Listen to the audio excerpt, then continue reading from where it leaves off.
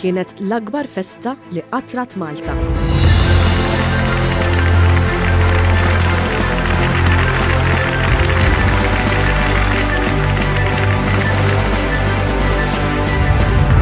Hekk ried il-Perit Mintoff u hekk sar kif jispjega l-eks segretarju privat ta' dak li kien il-Prim Ministru ta' Malta li ġab il-kisba tal-ħelsien 41 sena ilu. Xavier De Guara li qatta sigħat twal mal-Perit Mintoff fuq l-organizzazzjoni ta' ċerimonja tal-ħelsien spjegalna kif għal Mintoff dak il-jum kien jum wis importanti li fih laħaq il-quċċata tiegħu. Għalinna kif Mintoff ħadem ħafna biex pajjiżna jkun ħieles minn kull qawwa barranija. Spjega li għal din il-kisba l-Perit Mintoff rid li pajjiżna jaraf kemm dan il-pass kien għaqli. Kif kien jaf kulħadd Mintoff iċ-ċerimonja kien jabodu. Imma dik tal-31 ta' Marzu rieda li tkun l-ikbar festa li qatrat Malta. Kien vera looking forward għaliha.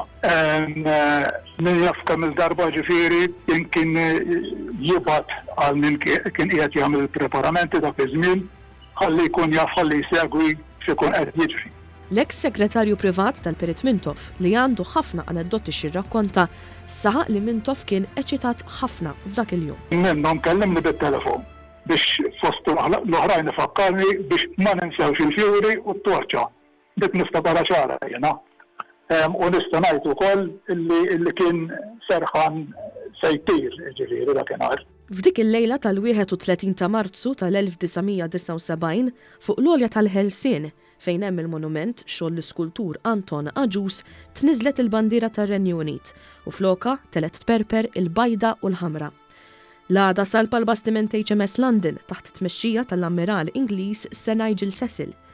Dakinhar il-Maltin fehmu li l-ħelsien kien kisba storika li ra li l-pajjiżna jiżviluppa minn ekonomija dipendenti fuq in-nefqa militari tal-barrani għal waħda illi s-sisin tagħha saru oqsma differenti.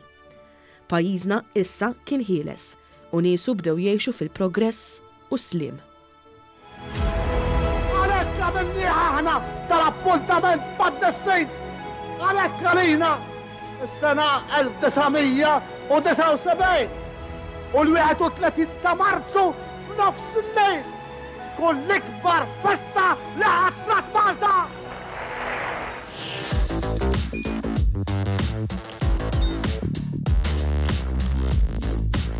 Idħol fuq one.com.mt u hemmhekk tista' tara l-programmi kollha li jxandru fuq One permezz ta' One Play.